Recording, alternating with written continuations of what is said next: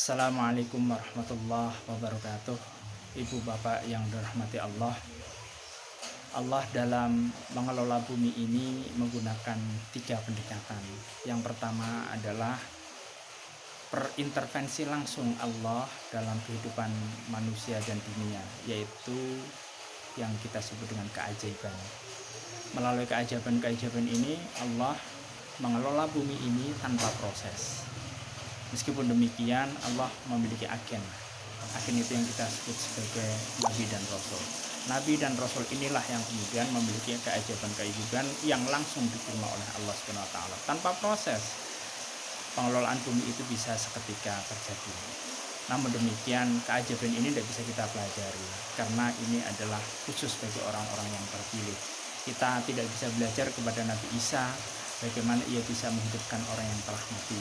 Kita juga tidak bisa belajar kepada Nabi Ibrahim yang bisa selamat dari kobaran api. Cara yang kedua adalah dengan karomah.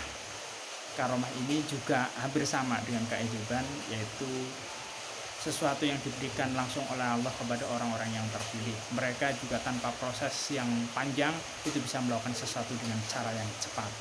Misalnya kita melihat bagaimana seorang wali itu bisa menumbuhkan pohon dalam waktu yang sangat singkat. Sekali lagi, yang seperti ini tidak bisa kita tiru, tidak bisa kita pelajari, karena untuk bisa mencapai derajat wali apalagi sebagai seorang rasul itu membutuhkan syarat yang sangat berat, dan kemungkinan besar kita tidak bisa mencapai level itu. Nah, yang ketiga itu adalah sunnatullah. Sunnatullah atau hukum alam ini diberikan kepada umat manusia, siapapun termasuk kita. Prinsip dari sunnatullah adalah membutuhkan yang namanya proses. Maka partisipasi kita dalam proses itu menjadi penting. Ini bisa kita pelajari. Misalnya apabila kita ingin mendapatkan kekayaan, kita tidak bisa berharap bahwa segala sesuatu itu datang dengan tiba-tiba. Meskipun ada yang namanya rizki min haitsu la yahtasib. Rezeki itu bisa datang dari segala penjuru yang tanpa kita duga. Namun demikian, proses untuk mencapai itu penting, karena rezeki itu adalah bagian dari sunatullah. Maka bekerja keras, kemudian berusaha sedemikian rupa untuk mendapatkan rezeki dari Allah itu penting. Jangan terlalu berharap untuk tiba-tiba mendapatkan sesuatu yang bersifat tiba-tiba. Atau kita misalnya pengen menguasai sesuatu, pengetahuan sesuatu, kita tidak bisa berharap dengan cara-cara yang tidak lazim. Nah, maka untuk bisa menguasai pengetahuan, ya belajar itu adalah cara yang paling tepat, karena ini adalah sunatullah.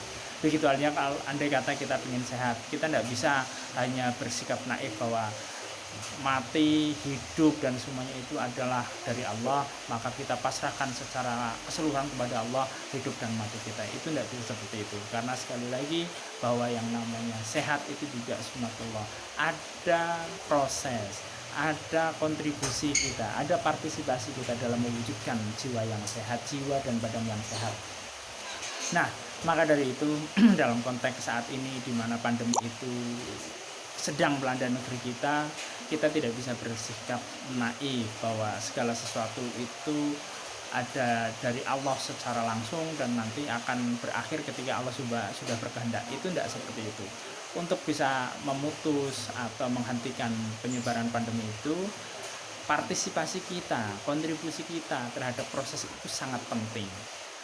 Nah, andai kata bahwa penyebaran itu berasal dari misal penularannya itu sangat cepat, maka menghindari kerumunan, mengurangi kontak langsung dengan orang, karena kita tidak tahu siapa yang sudah terpapar atau tidak, itu menjadi penting. Dengan usaha seperti itu, maka sunnatullah, hukum-hukum alam itu akan bisa kita capai. Mudah-mudahan bermanfaat. Wallaahu minkum wallahul muwaffiq ila aqwamit thoriq. Wassalamualaikum warahmatullahi wabarakatuh.